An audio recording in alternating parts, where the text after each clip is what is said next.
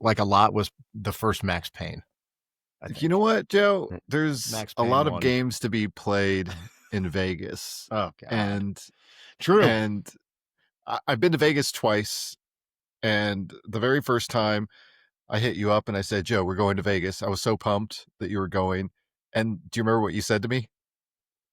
Yeah. What'd you say, Joe? I think I said something along the lines of like, it's just not for us, Greg. It's for some people, just not for us. Mark loves Vegas. Yeah, he's one of those. I'm Mr. Vegas. They have at the Rio Hotel, there's a plaque with my name and my cash out voucher and all my rewards. And they love me. I keep telling you, that's not you. That's one of the cooks from the back, bro. That's not you. No, they love me. Anyways, with that being said, we're covering a movie this week, Casino. 1995's Casino, directed by Martin Scorsese, starring Robert De Niro, Joe Pesci, Sharon Stone, Don Rickles, L.Q. Jones. Dude, this list is long. It's crazy long. Who else? Did we miss somebody? Keeps going. James Woods. We couldn't. Okay. Greg, let me say this. Generally, movies that are of this level, we try to stay away from. Yes, that's where I was going with this. Yeah. And I told some people we were covering this movie, and some people threw their shoulders up like, what? Like, that's a big movie. Yeah. I thought you guys didn't do big movies. But I feel like the only reason we can do that is because of the director's pedigree. Like, if he didn't make Raging Bull and Taxi Driver and Goodfellas, this would be like his crowning achievement, the pinnacle of his career. And it's just like another awesome movie that he made.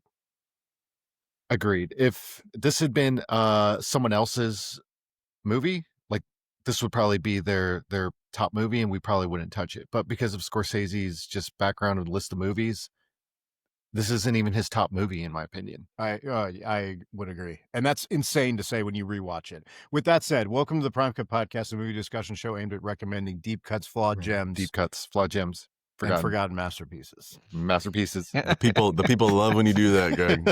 They comment and say, please do it more. Hey, so this movie's long and there's a lot to it. Like, is there digging up yeah, this movie has no body of it, right? This movie has no when I was digging up trivia, though, there's a lot to it.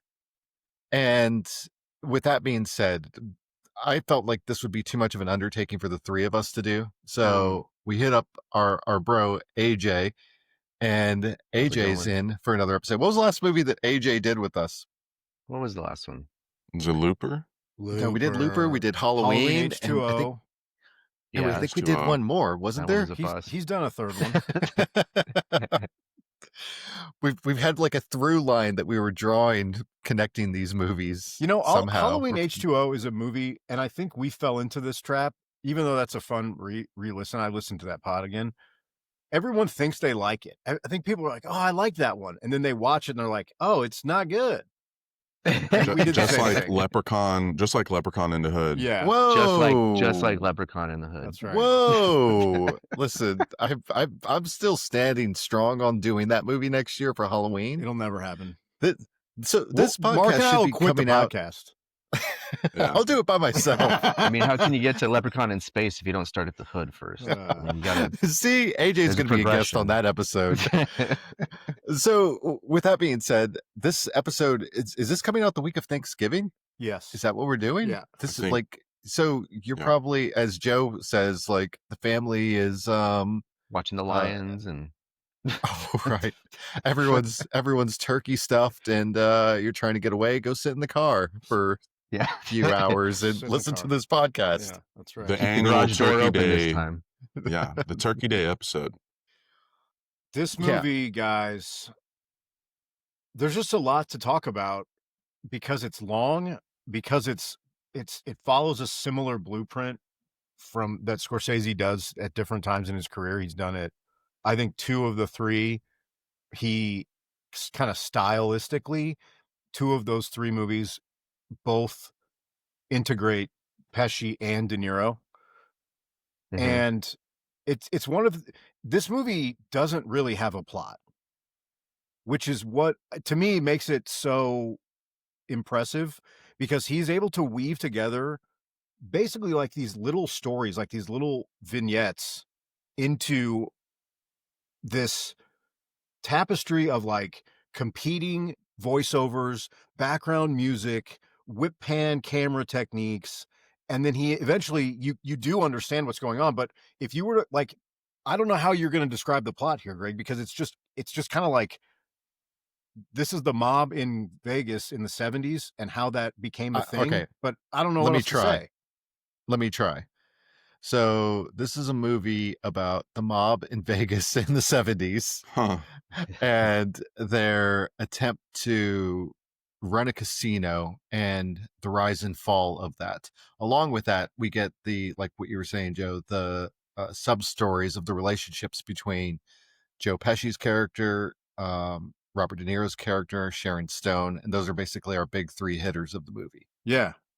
All And that's basically the plot of the movie. Yeah. So the rise and fall of it. Let's do this. This movie, let's set up the blueprint for this really quick, and then we're going to talk about some of the other things that Scorsese does in his career, and then we're going to talk about him, and we're going to talk about our actors. This movie is based on a nonfiction book by Nicholas Pileggi, who also wrote the book Wise Guy, which is what Goodfellas is based on. He adapted both of those screenplays with Martin Scorsese. And so these are real people. Like the names have been changed. The places have been changed. Kind of. Yeah. The like the plot has been changed. Well, the Tangiers is not a real casino, which is the casino that is kind of the central focus, the building of this. Right. This really happened at the Riviera, right? Yes. I thought it was the Stardust. I think he ran. I think it's actually. I think he ran a bunch of. I think it was like multiple. Yeah, I think Yeah. it was. The Tangier is based off of multiple casinos that the mob ran during this time. So De Niro plays this guy, Sam Ace Rothstein. He is based on a guy named Frank Lefty Rosenthal. Pesci plays Nicky Santoro, who is based on Anthony Spilatro, and Ginger McKenna, who is Sharon Stone's character. She's based on this woman named Jerry McGee, who's like kind of like a socialite, kind of like an underground hustler in Vegas that ends up getting married to De Niro's character. And Scorsese has done this before. He takes these real life characters, he adapts them, he bases them. They're from this book. I have actually not read this book. This book is called Casino Love and Honor in Las Vegas. Have not read it. I have read Wise Guy, which is the Goodfellas book. It's incredible. I'm assuming this is book equally as good. Most of the time, people will say the book is better than the movie. In this case, I don't think that's true. Have you read it? The movie's better. Yeah, the movie's better. Oh, than the you book. read it, really? Yeah. Interesting. Yeah, Interesting. Yeah. Do you think it's because they were written at the same time that had a huge effect on it, or? What do you mean? Before with Wise Guys, the book was first, and then the movie was based on the book. But with these, they were developing and interviewing Sam at the same time. So they're developing it and fleshing it out on both the script and novel side. And this happened with Game of Thrones the last season as well. What an and we're still waiting for the book on that one. Probably gonna wait for a while. So this is, I think, one of the things Scorsese does really well, among like all of his technical prowess, which I think we got to talk about, because it's like we talked about. So we've covered Color of Money, which is a Scorsese film. That's the only Scorsese movie we've done.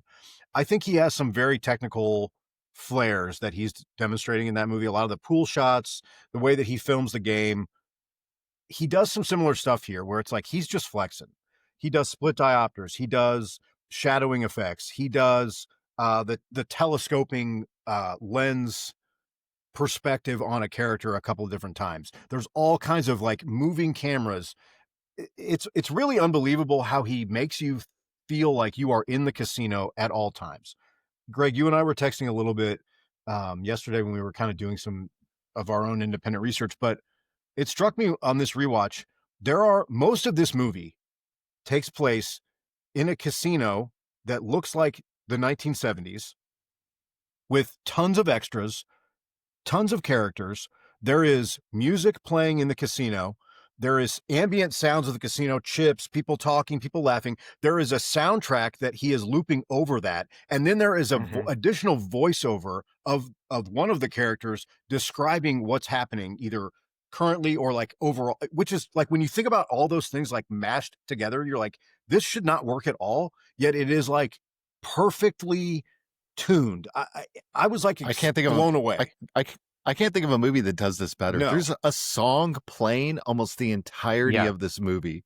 Yeah. And it slips fluidly between like diegetic music coming from the environment to the score to the back and forth. It's ridiculous. It's like, and like 80% of the movie is montage. Yes. It's like, which is like a sin cinematically, like to do that much narration and exposition. But thematically it makes sense. Cause like you mentioned before, the narrators are bickering over control of the movie. It's like, it's incredible, man. The only two movies that I can think of that are similar to this, and I'm sure there's others. If you have others, please send us a really polite comment, as you usually do. Just post it on YouTube. Joe doesn't read those. We're having conversations about Joe on there. He doesn't know about it. I haven't checked on this. But the only two other movies that I can think of are both Scorsese movies. One of them is Goodfellas, and I think he ups the ante here, where he's doing more with it than he does in Goodfellas. Oh, Goodfellas kind of started it. The other is Wolf of Wall Street. To me, like a similar movie where you're like, there doesn't feel like there's like a central idea to the movie. It's the rise and fall of someone or something, but there's not like a plot where you're like, oh, it's this influences this and then this happened. It's almost like we're just going to take these clips of things and they're going to fold themselves into a storyline, but it's not really like rising action, falling action. It doesn't work like that. And I don't know anybody else who can do that and make it so digestible. I feel like if anyone else tried, it would be like, you'd be like, this is such a mess.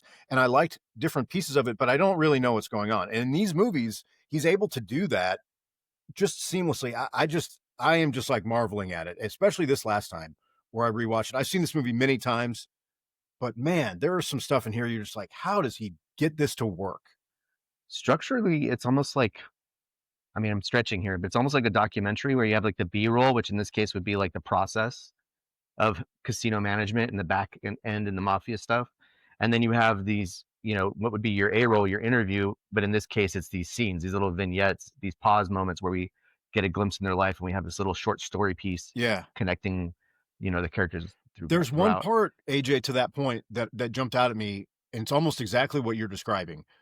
Early in the movie, probably the first half an hour, we get a lot of competing voiceover with both the De Niro character and the Pesci character. But there's a part where De Niro is kind of explaining to the audience how casinos work. And he's talking about the dealers are watching the players and the pit bosses are watching the dealers and the casino manager's watching the pit boss. And I'm watching the casino manager and the eye in the sky watches all of us. And it's showing all these different cuts. And then we get to him watching the surveillance footage and he sees Sharon Stone's character and she's super flamboyant. She's playing craps. And that's how we get the introduction to her character, which is just like, holy shit, that's unbelievable.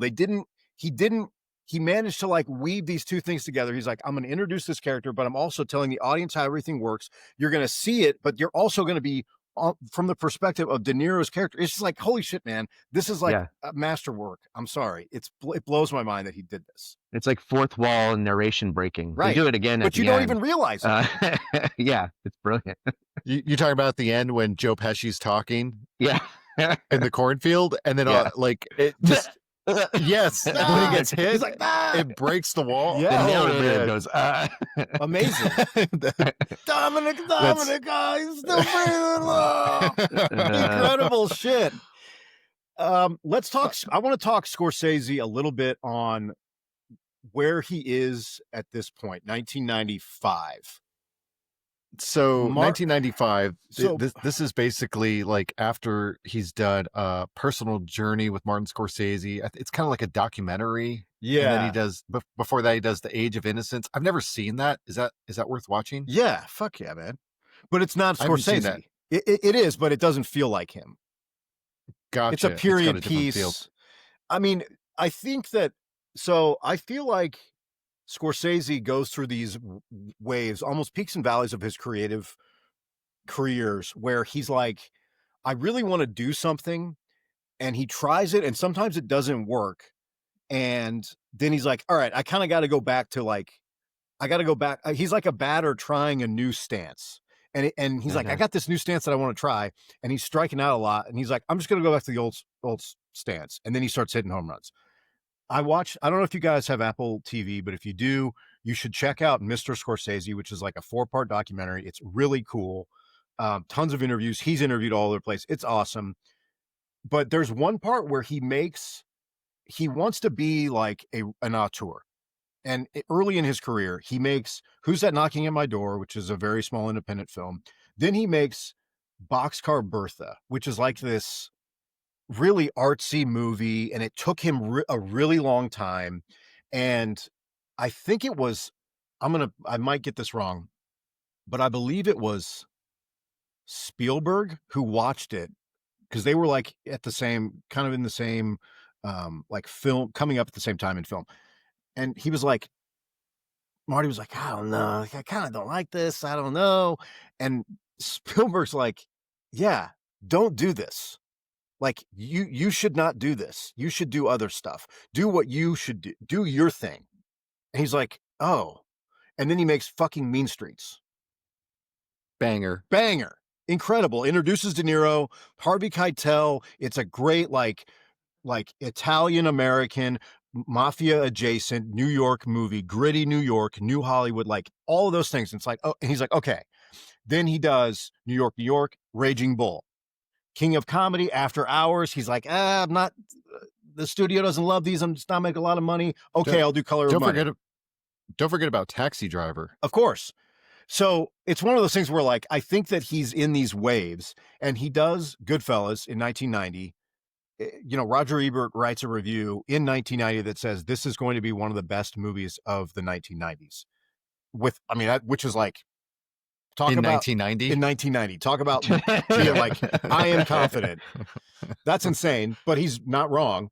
It doesn't win anything, which we've talked about before. He loses Best Director to Kevin fucking Costner, and it loses Best Picture to Dances with Fucking Wolves. So yeah, we've ripped on that. We've ripped on it. We could do a podcast about how much we don't like that movie, and just like bash on that one. Yeah. So, and then I think he's like a little bit kind of floundering, and then he does Cape Fear, which is a remake, incredible movie. Another one where it's like he's a little bit out of his like heat zone, I feel like, from like the mafia Italian American, like what he's known for, but it's still like unbelievable, incredible De Niro performance, great Nick Nolte, Jessica Lange's really good. He's doing a lot of his camera stuff, but it's a remake. It's like a pulpy remake. He does Age of Innocence after that, doesn't go well, and he's like, okay, I'm going back to my heat zone, and that's when we get Casino in 95. He's pulling the band back together. So I have a quick question for y'all. Yeah. So Scorsese, so we're on the topic of Martin. You know, when we watch movies like this and I see how he works with Bobby D, you know, whether that's Heat, Raging Bull, you know, so be it. They're basically like the Shaq and Kobe of this, whatever they have going on, this team. Is there any other director who has a guy, you know, that just like knocks it out of the park? Like him and Bobby. And not only does he have Bobby, he's got six movies right now with Leo. He has one in the pipeline. That's one in the pipeline. That's going to be 7. You know, is there another director that does something like this? That's just like, there's some directors that use the same people over and over, but I think that Scorsese and De Niro probably have some of the best chemistry together. Like they've made so many bangers that I don't know if there is another director that's done that. Well, like James Gunn, like there's some directors that have their same troupe. They almost have like a theater mentality where you have your collection of performers that you kind of swap around and alternate roles and stuff like that. And Tarantino's in the same ballpark. But yeah, that Scorsese and De Niro connection is kind of like a different level of like, because it's not just the relationship of director and actor, it's that he does these same kind of character archetypes. Like his character from Goodfellas, Raging Bull, like you see hints of those characters in all his performances, because there's still like a Robert De Niro like personality at the core of the performance. It's like a celebrity performance, not like a character actor performance, if that makes sense. Insult him a little bit. No, the drinks are on the house. I think, Mark, to answer your question, part of the problem is I don't think we have directors like this right now, other than, I mean, Marty and Leo he kind of has relinked up with kind of. I guess it would be maybe Christopher Nolan. And who? And who's his boy? I mean, Leo. But he uses a lot of the same people. I guess is what I'm saying. Cillian Murphy. Leo. Yeah. Cillian Murphy. Yeah. Cillian. Which, I mean, it speaks to the decline of film, really. And then you look at the fucking box office for this year and it's like, Jesus, man, what do we have? It's all gone. Joe's so upset about So 1995. The world's ending. It's so depressing. 1995. Coming now. What all right, Joe, what are the bangers in 1995? Oh my God. You were fucking heated about this earlier. Dude, this could be the whole pod. All right.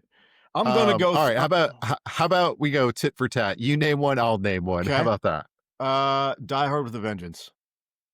Halloween, The Curse of Michael Myers. All right. Wait, that's Halloween 4, right? No, that's Halloween 5. Halloween 5 sucks. Get out of here, Greg. Keep going. Apollo 13. Batman Forever. The Apollo 13 pinball game is amazing. Wow. When you hit the bonus, what a pull. It dumps 13. It dumps 13 fucking balls on the table. It's nuts. That is awesome. Crimson Tide. Mallrats. GoldenEye. Outbreak. 7. Ace Ventura, When Nature Calls. Species. 12 Monkeys. Oh, fucking 12 Monkeys. Bad Boys. Oh, that one's good. The Quick and the Dead. I'm a fan of this movie. Quick and the Dead? Hell yeah. Gene Hackman. Sharon Stone. Yeah. Just Cause. Ooh. Desperado. Oh, Desperado. Desperado's money. Money Train. Yeah. Judge Dredd.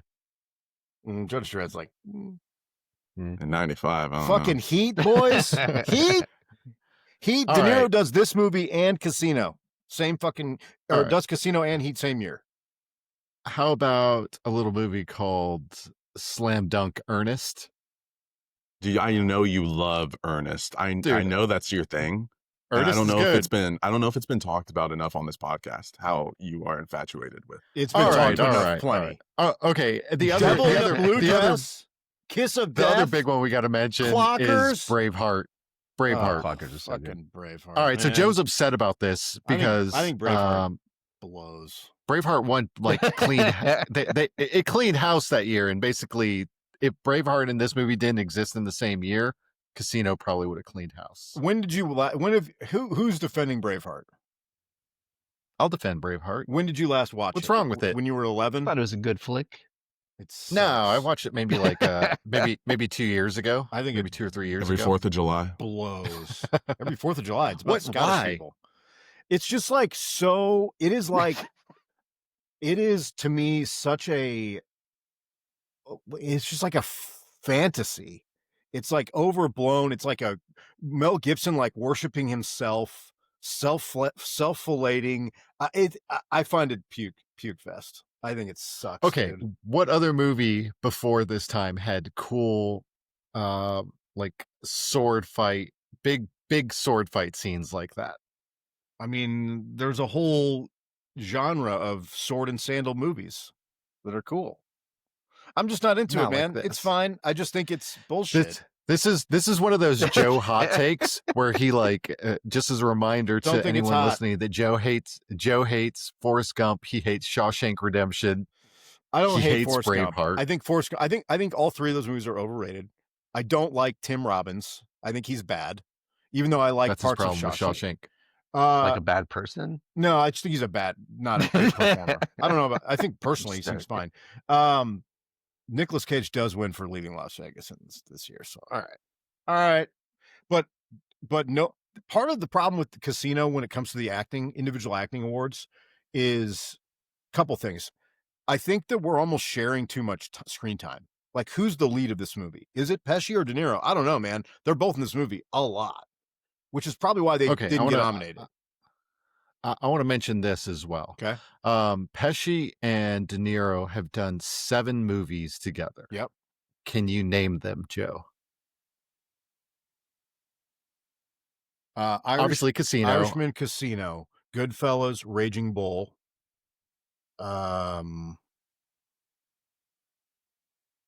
7? 7 movies together. Ooh, one of them's gonna burn when I say it because you're gonna be mad. Wow. So I got what I have, All 4? right. Give me the other 3. Yeah, They're not Scorsese. So wait, don't say it. Oh, he's upset now. What would the other ones be? He said Goodfellas. He said Casino. He said Irishman. He said Raging Bull. Oh man, I'm stumped. All right, so here we go. The Good Shepherd.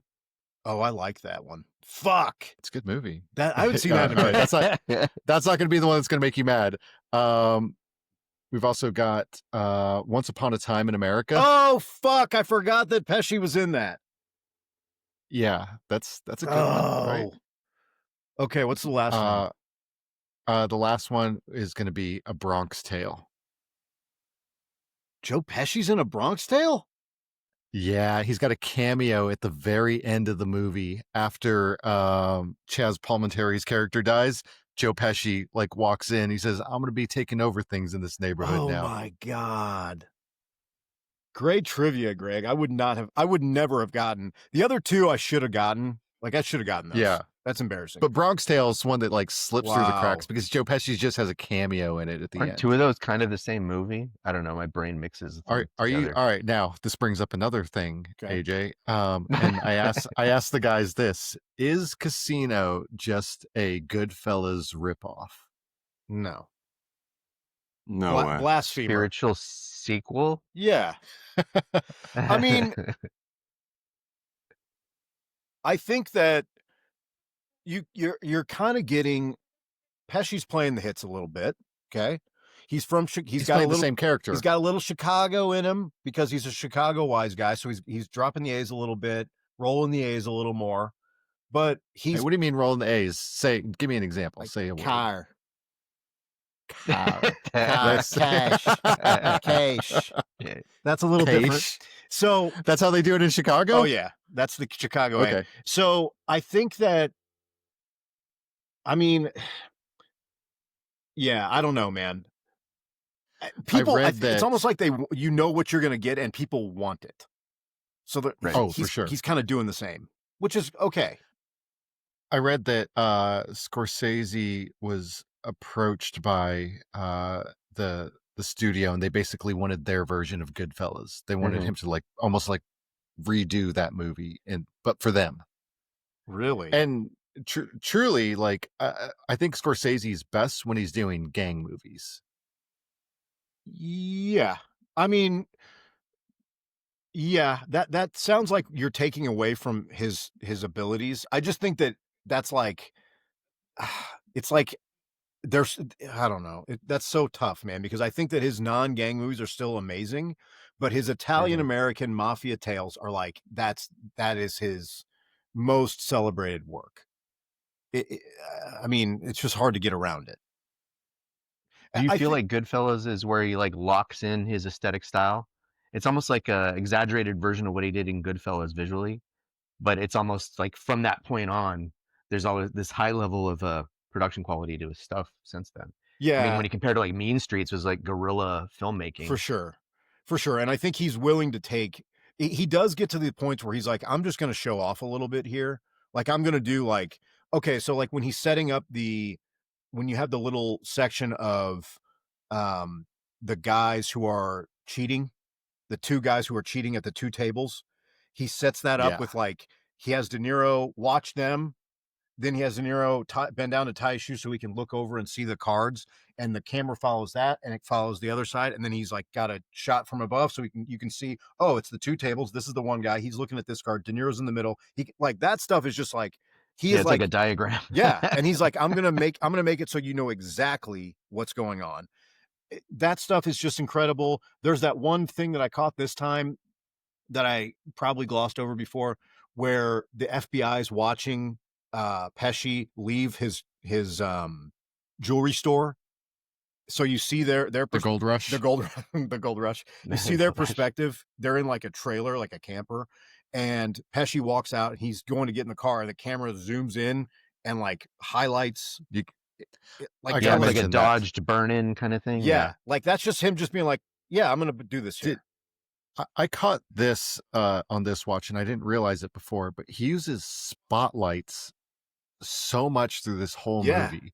Like they're the best example of it is that Cheater's Justice scene that you were just talking about, when they call in the security, and all of a sudden you just see like the whole crowd of people, but then the spotlight on one security guard, another security guard, another security guard. You see how the diagram, like what AJ was saying, but not just that. There's so many scenes where there's a spotlight on people when they're it's like a halo effect on the mob guys. Yeah, it's like they're the chosen ones and everybody else is fucked. Yes, you get that a whole bunch through this movie, like where like people are being like, they're just having conversation. You're like, how close is this light to your head, man?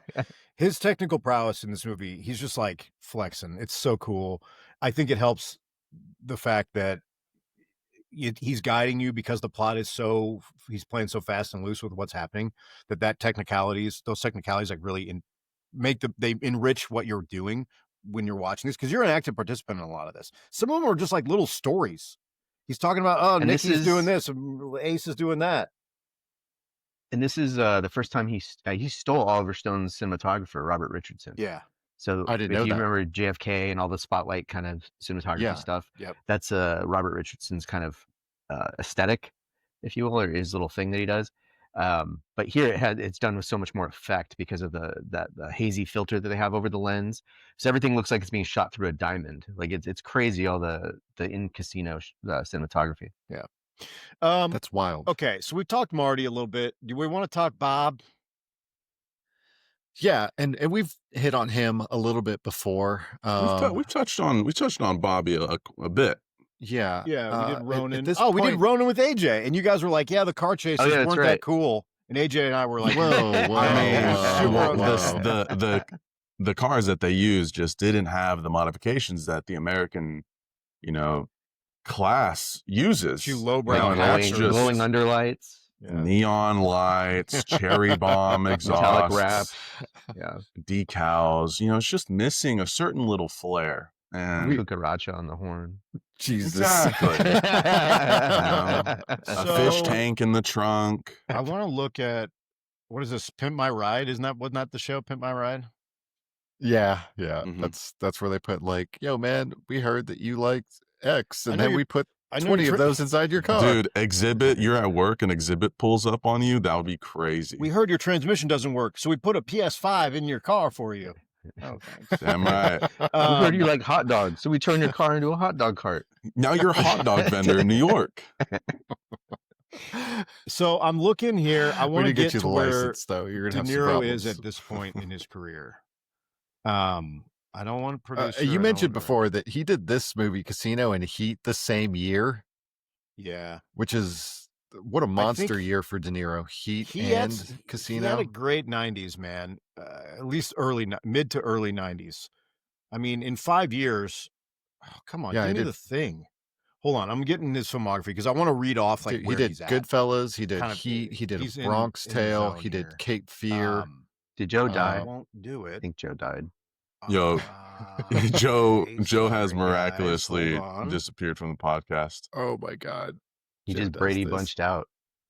He did Brady bunch out, but he was going to talk about Bobby D. Greg, do you have anything on Bobby? Any favorite films? I think that where Joe was going with this was like his hits in the 90s, and I kind of named some already.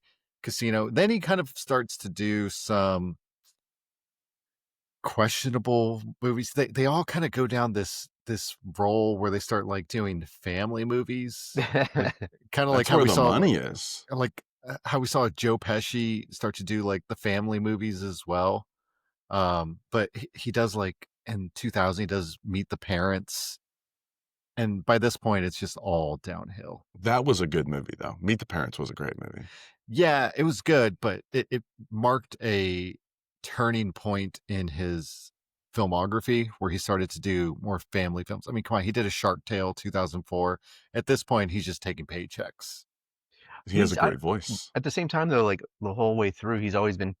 I was kind of joking about it before. Like he does like a caricature, right? He has this persona, this Robert De Niro persona that's at the base level of all the characters that he does, pretty much. Like he's still gonna have this like New York accent or whatever, even if he's doing some other random character. But at the same time, that's part of his success. He's like a known variable. He's a known product when you put him on a film. And that's why he's been so successful. So I don't think it's as much a criticism. It's just like the type of acting he does. And he's amazing at it. And he also ushered in this like era of realism when it came to these kind of performances that we hadn't had in acting before. Hell yeah. I forgot that he was Backdraft's in awesome. Backdraft in 1991 as Oh, that's well. right. Yeah, and you're right, AJ. His characters are always believable, and I think it was kind of seen in Ronin where he doesn't have to really act his ass off. He just does his De Niro he's not a charisma. Yeah, he's just De Niro. Him in Silver Linings Playbook, I think, was like his re-entrance, maybe for me at least. His re-entrance into like good drama, father figure, likable. Because then that pushes him to. Well, he was in The Irishman, right? Am I crazy? Yeah. And he was in The Audition. It sets him. It sets him into this point of just. I mean, how old's he now? Fucking 70? 82. 80? He's 82 now. So is Pesci. They're both 82. You know, God forbid, I don't know how many years we have left with Bobby, but he's still pushing out movies, and they're fucking good. Let's talk about Joe Pesci. You know what? We're just gonna do the remainder of the podcast without Joe. Can I say something? Yeah. With my first movie, seeing Joe Pesci. Did I already tell you what it was? Is it Lethal Weapon 2? No, man. It was a little. It was a duo movie with Glover. If y'all remember, if that rings any bells. Wait, you talking about the angry old people movie? What was it called? It's actually kind of. Hold on, I'm looking it up. Like, wasn't he in that angry old man movie? Am I thinking of the wrong movie? The wrong person? It's a duo comedy movie where they go fishing. Yeah, that's right. That's right. Gone Fishing. Gone Fishing. Yes, dude, that's that was what I'm my talking first about. Pesci movie I was ever introduced to. Where I was that like, locked in. I was like, this is awesome. And what's crazy is I always saw Pesci as like a family guy, or like he's like just the short guy with a bad temper. And then when I saw Casino for the first time, I was like, oh, he's like a bad motherfucker. Did you remember him in Moonwalker? He was the villain of Moonwalker, Michael Jackson's Moonwalker. He has like these little glasses and he's shooting a gun. I'm like, nah. Wait, so your first introduction was Gone Fishing, and then you saw Casino before you saw Goodfellas? Is that right? Yeah, absolutely. Oh, wow. I probably saw other movies before even Goodfellas, to be honest. I think my first experience with him was going to be Home Alone. Yeah. That's right. That is for a lot of people. Mm-hmm. And I mean, that was 1990. And I mean, after that, what did he do? He did My Cousin Vinny. He did Home Alone 2. He did Lethal Weapon. I mean, yeah, he's kind of like the same way, to where he's gone back and forth between being like just mega hardcore gangster and like ultra family man movies. Yeah, I mean, he doesn't mind being a caricature of himself sometimes, for the sake of building or creating a different character, which is interesting. What's your stance on 8 heads in a duffel bag, AJ? I actually saw a test screening of that before it came out, but like they didn't have the visual effects done or anything. So it was like all these like guys with where they rotated the heads out. So it was like all these holes in the film where the heads were missing on because there were a lot of scenes where it was an okay movie. I think I gave it like a 72 or something on the review card that they gave me. Oh, that's right. You had to like do a review. Like, what'd you think of the movie? Did I like it? Yeah. Wait, how old were you? This was in 1997. You were like a junior high or something. No, I was college. Like, yeah. Trying to make extra money. I think I got like $15 for it or something. I mean, $15 to watch a movie. I'll do that. That's not bad at all. Okay. Here's the other thing I got to ask you. And this goes for all of you. is there anybody in film that cusses, uses profanity better than Joe Pesci? And when I thought about this, the only person I could think of that even kind of comes close is De Niro? Samuel L. Jackson. Oh, okay. No, Samuel L. Jackson. Samuel L. Jackson. Yeah. Like, who else is there that uses profanity so well? I mean, how many F words are dropped in this movie? Do we know? I got the count. Several hundred. All right. I'll give you just so you have a baseline. It's less than 500. It's 241. 241. AJ, what do you think? 354. Okay. Mark? 420. Well, 69. 435. Let's go. Shit. 435 uses. There was another movie that tied it at some point. I can't remember what the movie was, but the movie that actually has the most use of the F word is Wolf of Wall Street at 600. There you go. Yeah, that tracks. Similar style, same director. Makes total sense. Same theme. There's a couple. I mean, Pesci is like, it almost feels like he's ad-libbing some of this stuff, some of the insults. You gonna make a fuck out of me? Like, he's just like going wild. You're like, what? He is. Joe, he is. Okay. So Scorsese knew that De Niro and Pesci had so much chemistry together that a lot of their dialogue was not written. He just let them ad-lib the dialogue between each other. You're walking around with John Barrymore with a pink robe and a cigarette holder. Amazing. Well, then there's a scene where an extra goes through the background and he's like, who the fuck's this guy? Who's that? Oh, yeah. He's all, he ain't nobody. He's just reacting to some random strangers going by. So I think that Pesci really, he's playing the hits here, but I think it's almost like he broke ground in Goodfellas, right? Because the character that he's playing in Goodfellas is supposed to be like a huge guy. The real guy was like a gigantic, like muscular dude. And that is not Joe Pesci. Joe Pesci's like a 5'6", kind of out of shape, older Italian man, Italian American. Like, so first of all, he's definitely had some plastic surgery. You can see in this movie, his eyes are like pulled back a little bit. His face is kind of sucked back.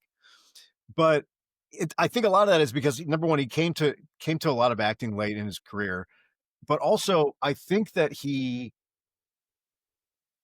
plays the like unhinged, like live wire psycho in Goodfellas, which helps with his intimidation, where it's like, yeah, he's this little guy, but he's overdoing it. The Napoleonic complex comes out. You're never sure when he's going to like explode into this like flurry of violence. And then I think that helps the audience in this movie, where you're like, I don't really need you don't need to establish that. I already know that Joe Pesci is going to be like that because he's playing a gangster in a Scorsese movie. So like, there's that scene right when so basically to kind of talk a little bit about plot, the mafia realizes that they can set up operations in Las Vegas. It's pretty much open. They fly Ace out. He has a backer played by Kevin Pollak, who's like a legitimate straight guy, who's like the chairman of the board for the Tangiers. But Ace is going to run it. He is a great bookmaker, and now he is going to run the casino. It's semi-legitimate, but they're also going to be skimming and sending all this money back to the Chicago outfit via Kansas City. And they send Nicky Santoro, which is Pesci's character, out to kind of be the enforcer, the muscle, to make sure that everyone protecting him. Exactly. Everyone knows what's going on at the Tangiers. And there's that scene right away, early on. This is my hard scene of the movie. Okay. Are you sure it's the same one? When he's talking to the two guys? I'm sure. Yeah. He's all, hey, with the pin. Oh no, this is after that.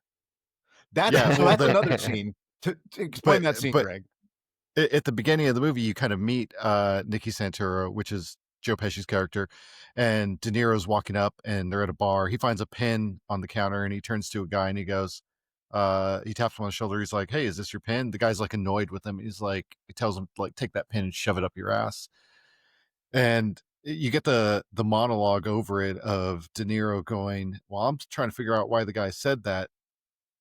Nicky just hits the guy. He takes the pin and he just starts stabbing him, and you get a close-up shot of the pin going into his neck. I mean, he murdered this guy. He's murdering this person. And like blood's like spewing out of the neck, and it's just like such a close-up. It is. And then the other thing about Pesci's character, and I always laugh at this, when he kicks people when they're on the ground, he is so dramatic with his arm flailing as he kicks people. Not an athletic guy, I don't think. No, but he's like stomping on him, and it's hilarious the way that he's kicking him. And so, that's like our introduction to him. Would you say that he created the like violent small mob guy archetype? No, like I think Edward G. Robinson. Okay. Oh, interesting. Edward G. Robinson. But I think he like absolutely like took it to another level. I mean, he's the archetype. Yeah. There's a scene right after that, Greg, where we're learning about how other like the mafia is kind of like sinking its teeth into Vegas, and those two guys are like we don't really know what they're doing, but they're clearly connected guys, and they're like at the change counter, and De Niro, I'm over here now. Exactly. De Niro's talking, and he's like, Nicky was there to make sure that, and Nicky was like, the bosses brought me in to make sure that no one was doing what they weren't supposed to do. And he walks up and he like pushes that guy, and they're like, oh, Nicky, how you doing? He's like, oh, I'm over here now. And they're like, well, we're looking for Carmine. He's like, well, Carmine's across the street.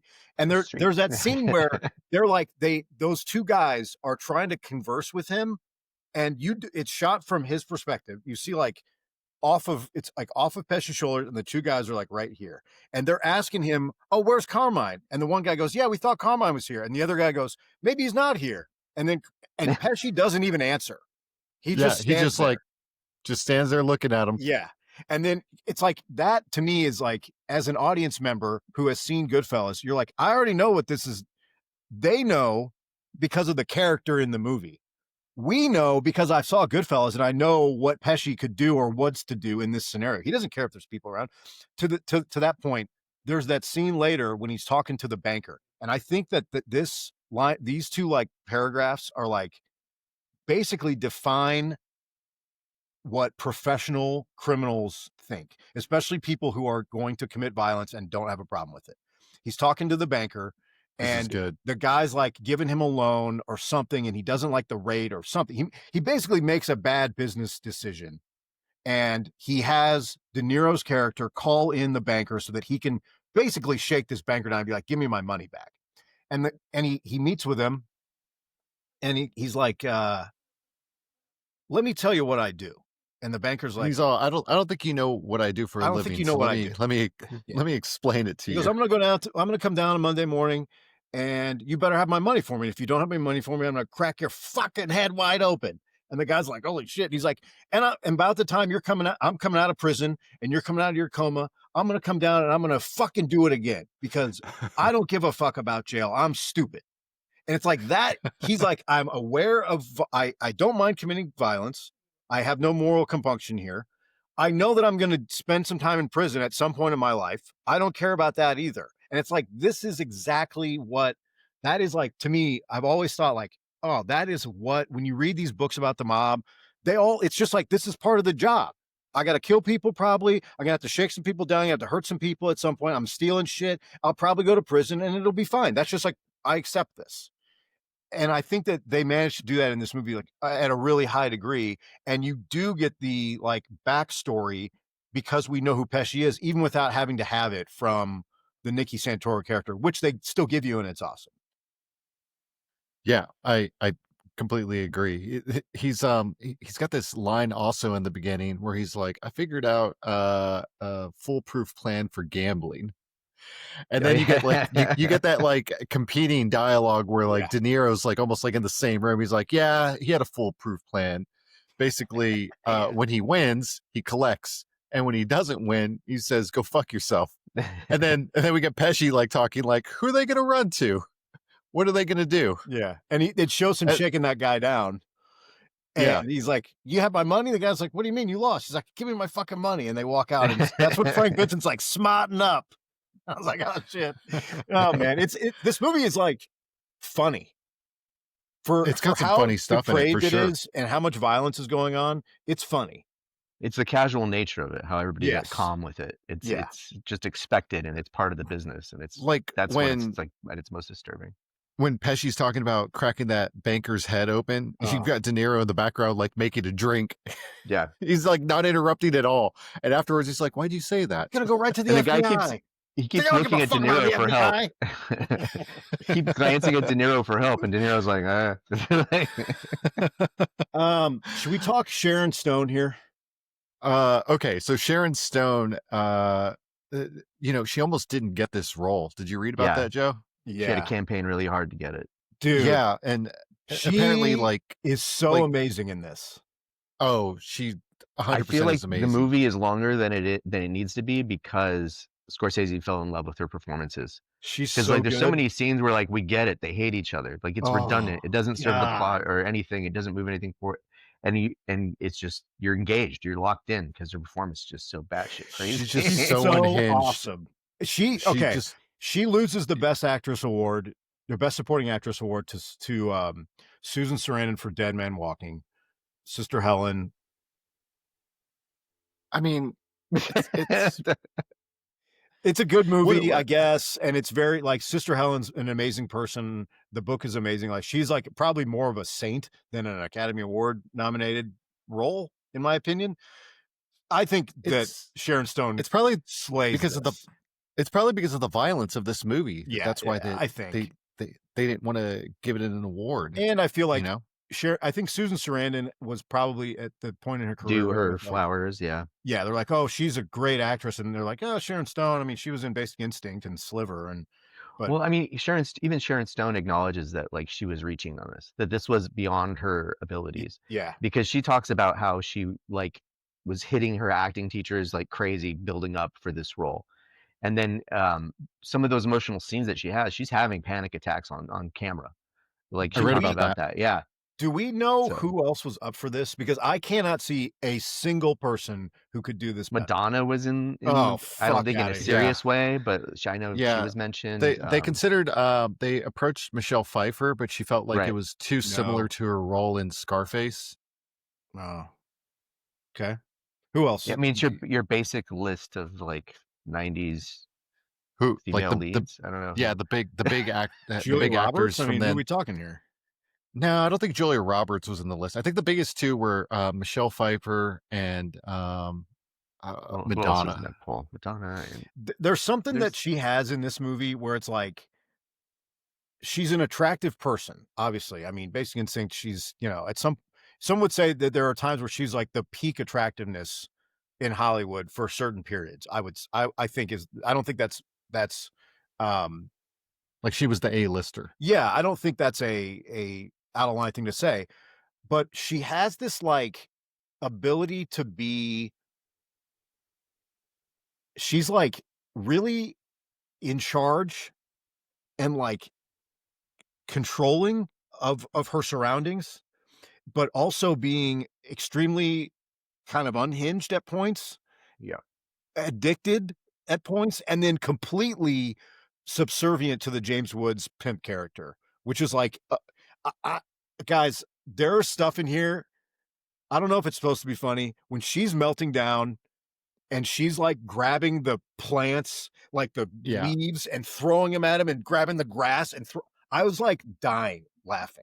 Oh, he had like the bouffant mullet, like the 80s, like bouffant mullet. She's wearing like pleather tracksuit style, like tight. And she's so awkward and angry. God. It's amazing. But to go from like where she's flirtatious in the 70s, right, where she's young and flirtatious, to her physical acting, she makes some of the most grotesque, awkward body positioning and flailing and like getting dragged. It's just like the most like unromantic and it's so shocking when you're watching it. When she's in the scene we talked about where Nikki Pesci is talking to the banker. Before that, at Ace's house, there's a scene where Sharon Stone like comes in, and this is something where I feel like to your point earlier, where you're like, this didn't need to be in it, but Scorsese's like, I got to put this in. She's like, she's hammered. It's like 9 a.m. Yeah. De Niro's yeah. like, "Can you just like slow down on the alcohol?" And she's like grabbing her arm. She's like kind of like he's grabbing her arm and like trying to like escort her Yeah, down. And she's like a baby. She's like, it's so funny. And the and it's camera all like, backward action. Yeah. yes. And the camera like lets you watch it, and then it shifts to the banker, and the banker's like, "Oh my God." It's just so great. And I think I watched her introduction this morning again because I was just like blown away with how good she is. We go back to the montages of her, like we get De Niro discussing her, and he's talking about like she's charming, she's a hustler, she knows how Vegas works. Vegas, you got to grease everybody, you got to take care of your parkers, you got to take care of your valets, you take care of the security guards. And it shows her like she's got all these different conversations with like a valet guy. She slips him the 50. Hey, I need that thing for tonight. He gives her like a little vial of speed. Oh, hey, can I get in here? I need to talk to this high roller. It's just like, again, she's like completely in control of her own life, where she's like this high rolling hustler person who's like helping these guys make money. She wants her cut. You get that whole thing. And then De Niro's like, this is like not funny, but honestly hilarious. He's like, I think we should get married. And she's like, I don't love you though. And he's like, yeah. He gives her like, yes. Oh my God. He gives her like his face speak. He's like, well, what is love though? It's a foundation that we could maybe. It turns into a negotiation. Yes, it turns into a sales. Yes. And and you know, like this guy's fucked. This is bad. And so that red flag. I think she, for me, is the best performance in the movie. Mm-hmm. She's great. I think her character, she has to do way more than anybody else. De Niro does the same thing the whole movie. Pesci does the same thing in this movie and in Goodfellas and in a lot of other movies. He's still good at it, but he's like, I know what I'm doing here. She has to be this like charming, you know, very in control person. And she has to become this conniving person who's like, I just want this money and he's going to marry me and I get this $2 million and I get all this jewelry. And then she has to be like the addicted person and she's the James Woods girlfriend. That whole stuff is amazing. To me, she's doing the heaviest lifting of the performance. Yeah. I think she's great. Joe, she actually didn't even use a body double, like a stunt person for any of the stuff in this. Not like she was like jumping off cars or anything like that, but for every scene, like where she's getting dragged around, that was actually her. Like, dude, when they throw her out of the leaning tower and they're like dragging her down and she's fighting Pesci and they throw her. Dude, they throw her in the parking lot. That's he's like, great okay, stuff. have a nice day. She's like, I'll get back to you. I'll get back again. He's like, all right, dude. And I think it's so easy too, because it's so natural. Yeah.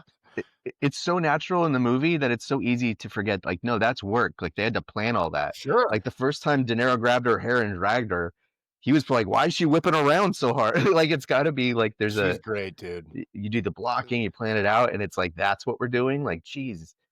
Hey, so here's the list of other people that were considered for this role. So Nicole Kidman, Melanie Griffith, Renee Russo, Cameron Diaz, Uma Thurman, obviously Michelle Pfeiffer, Kate Capshaw, Tracy Lords, and Madonna. That was the list. None of them people they were looking for this.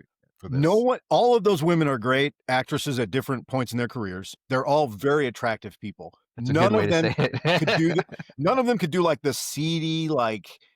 What about Uma Thurman? No, I'm sorry, man. No one could be this mean. It. She's mean. She's no.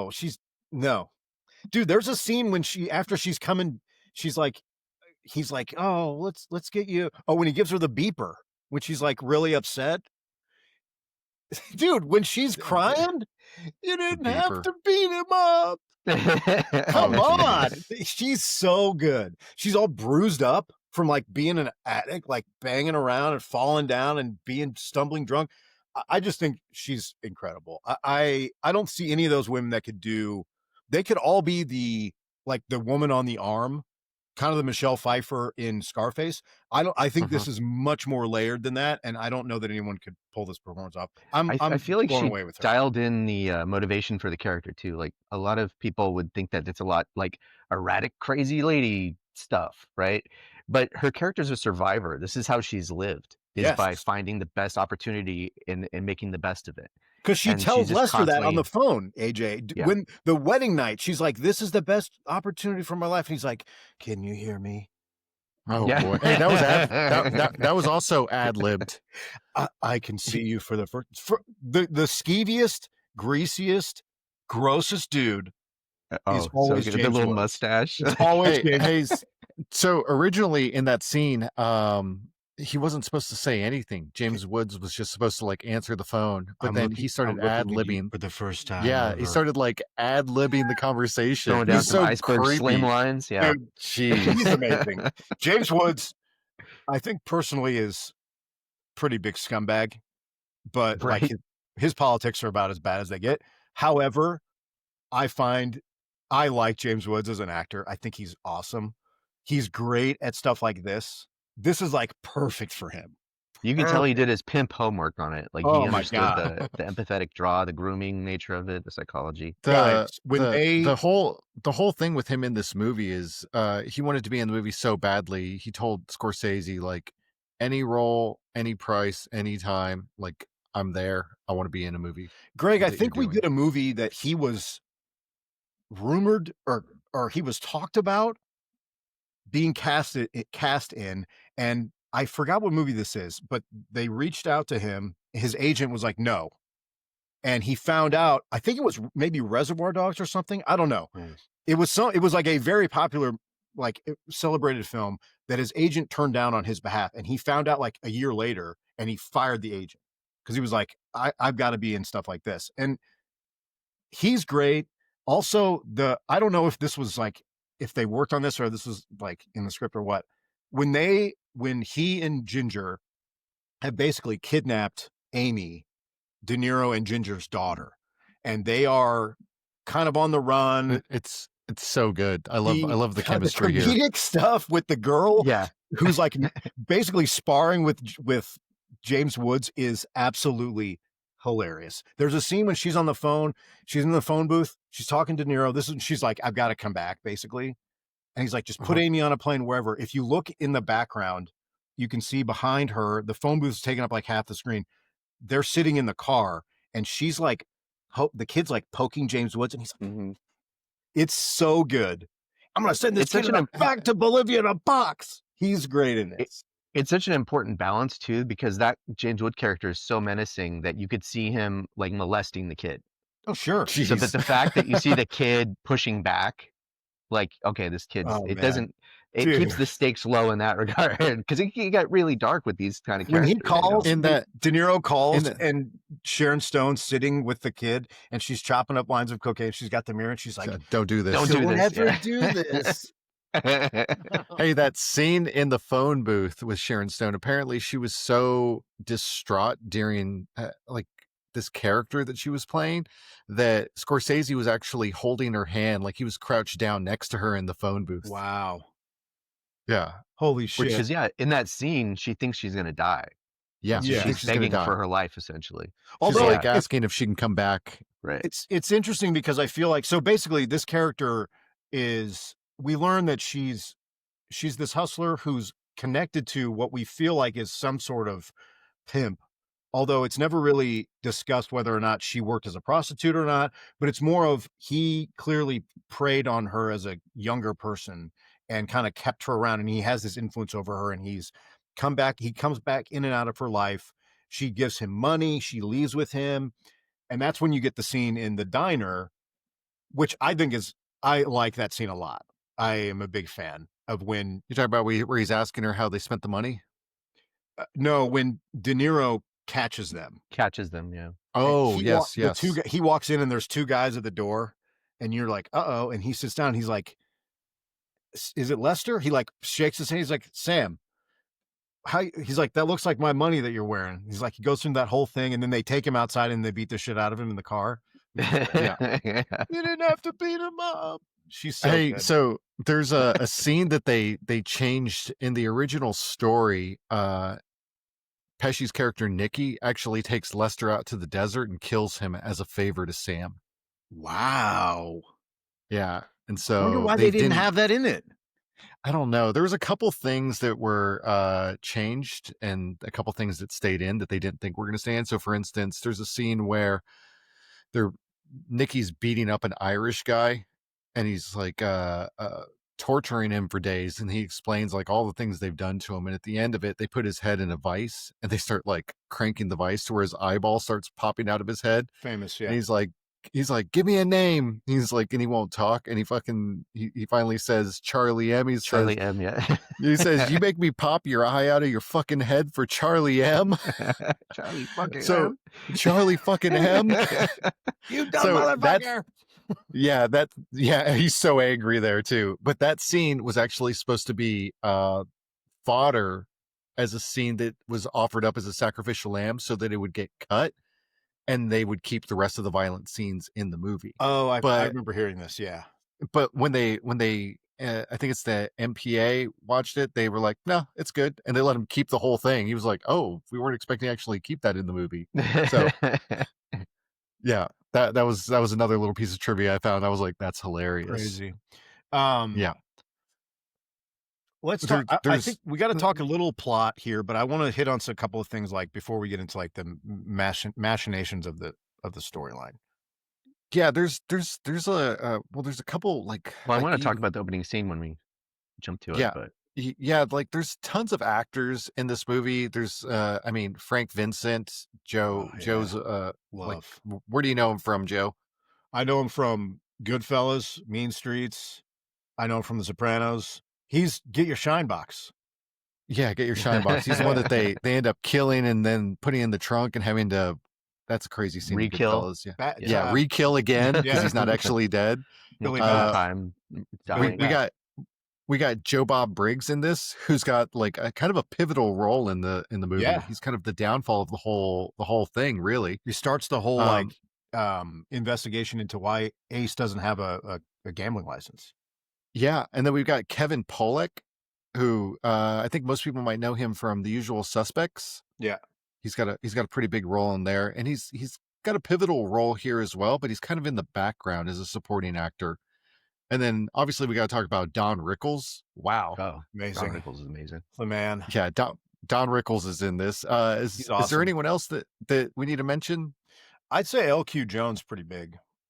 LQ Jones. He has the one scene with De Niro that's good. When De Niro's not wearing his pants so that the crease stays in him. Yes. Oh yeah. I do that for all my calls. Is my Lance? Is that real? Are you not wearing pants right now? You'll never know. He's great. He's a peck and paw guy. Actually, his name is not LQ. Oh, that's right. But the character that he played in a peck and paw film, his character's name was LQ Jones, and he changed his name because he's like, oh, this name is really cool. He's the county commissioner who Joe Bob is married to his sister, and he's the one who's like, can you let him back on? Because Joe Bob gets fired. He's like, can you bring him back on? And De Niro's like, I can't. He's incompetent. He's stupid. I can't do it. And then LQ Jones basically starts the investigation into, hey, this guy doesn't even have a gambling license, because it's all basically De Niro's character is just changing his job title so that he can run the casino, but it's illegitimate, and that's how he ends up kind of getting bumped out of. It's like legitimately illegitimate. Yeah, in so many ways. Because he's really I thought about this when I was watching this time. He doesn't really do anything illegal himself. Yeah, he orders some assaults. You know, he beats the shit out of Lester with those guys. He has the guys do it, but he's not skimming himself. He's not right. You know, he's kind of a straight arrow, right? Pretty much. It seems like he wants to be. He is like enjoying being the casino guy who doesn't do this stuff, and that's why Nikki's character is such a problem for him, because Nikki's going around threatening people, robbing places. He's basically creating all this criminal activity, and it's all getting tied back to De Niro. So he's like, because they're childhood friends. So every time Nikki gets brought in, someone gets killed, they question Nikki. It's in the front page, and they're like, oh, associate of Sam Ace Rothstein. So it's like a whole thing where he's like, you got to keep the heat off me, or else I can't be out here. And that ends up being what collapses the mafia, basically, is that in Vegas, is that they get so much scrutiny that even something as small as their guy not having a gambling license keeps him from being able to funnel more money back to the mafia in Chicago through Kansas City. Let's jump into some more of the plot here. The way this movie opens up is it starts with dialogue Tony from Roma's. Can you imagine like getting blown up after eating shit barbecue?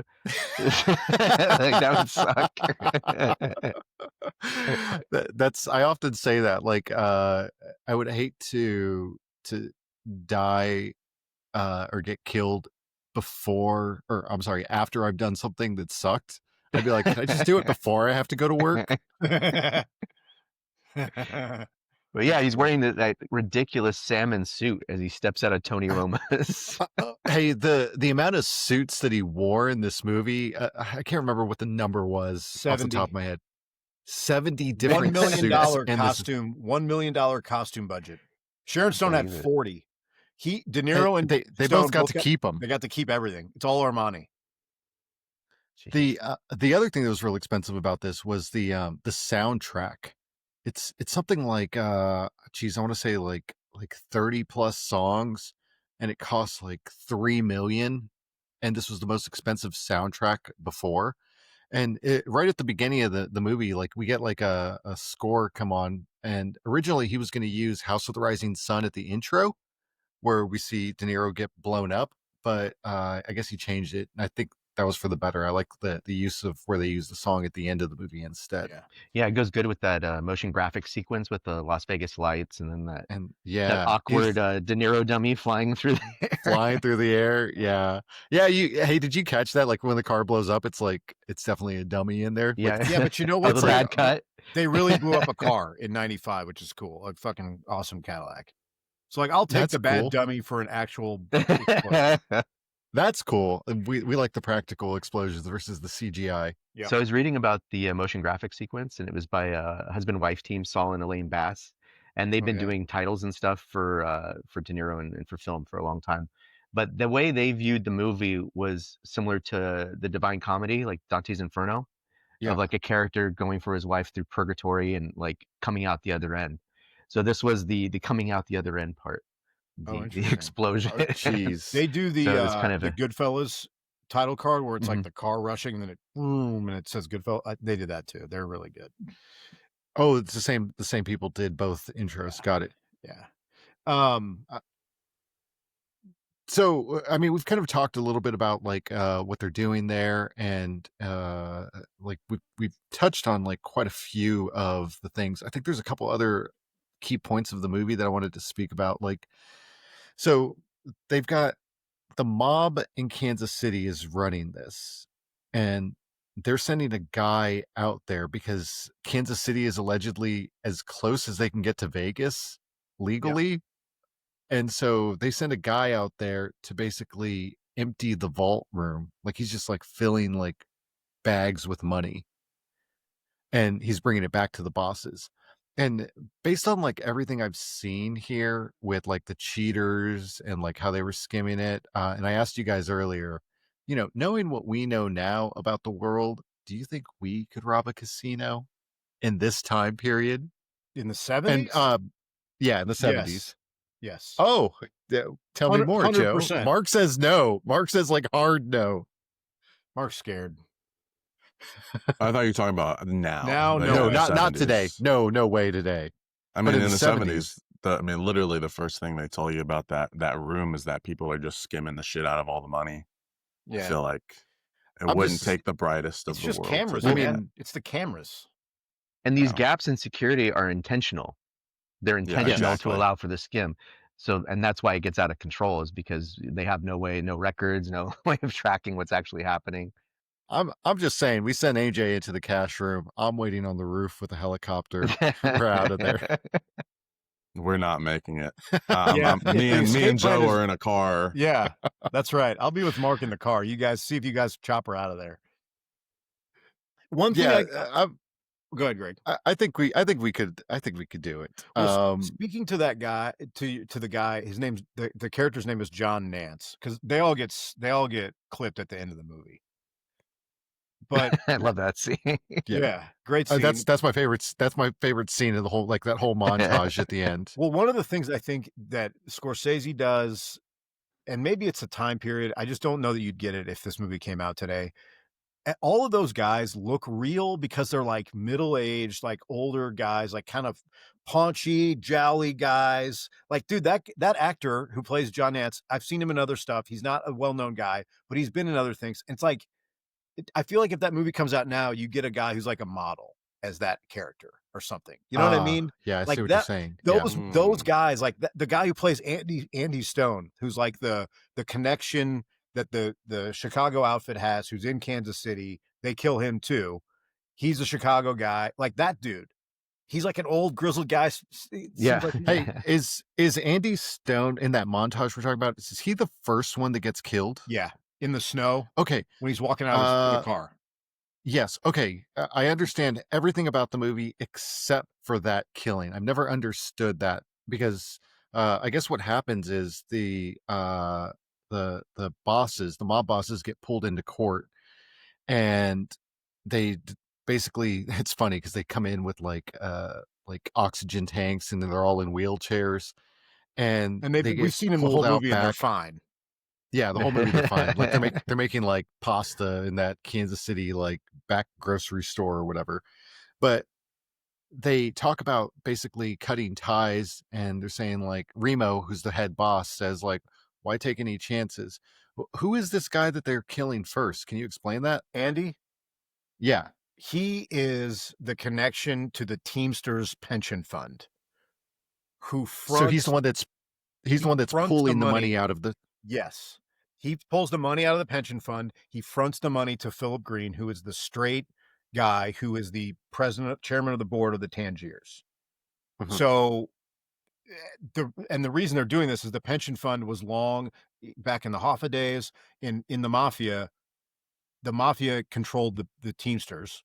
And so they were able to pull from that pension fund a ton. That's wrapped up all throughout the 1960s of like all this public corruption, and they were using it for illegitimate reasons. So he was the connection to the Teamsters pension fund. So then when Remo's like the Chicago boss, Remo's like, they all got to go. It's like, they just go down the line. Like pension guy, he's gone. The guy skimming, he's gone. Nikki, gone. Like everybody who. Yeah, like they didn't even have to do anything wrong. It's just they're in a position of where they could be a problem. You knew about it? Which is what makes it funny when they kill him and they start like being vulgar and cussing at them while they're killing. Like, you jag off. Like he didn't even do anything yet. But again, all those hitmen are like old guys, right? I love it that they're not like a John Wick style guy in a suit. Like it's not Ocean's 11. Exactly. It's like this old paunchy dude who's probably killed 30 people, and that's what he does. And they're like, hey, get Anthony out there. He's gonna have to take care of this guy. It's great. Hey, that guy that escapes to Cuba or Costa Rica or whatever, the one that AJ was just talking about that they kill. The guy that kills him was actually an ex like pit boss enforcer. Awesome. See, great stuff, man. Hey, one of the things that they had problems with when they were filming this is they were having problems finding people that would tell them how people cheat in Vegas.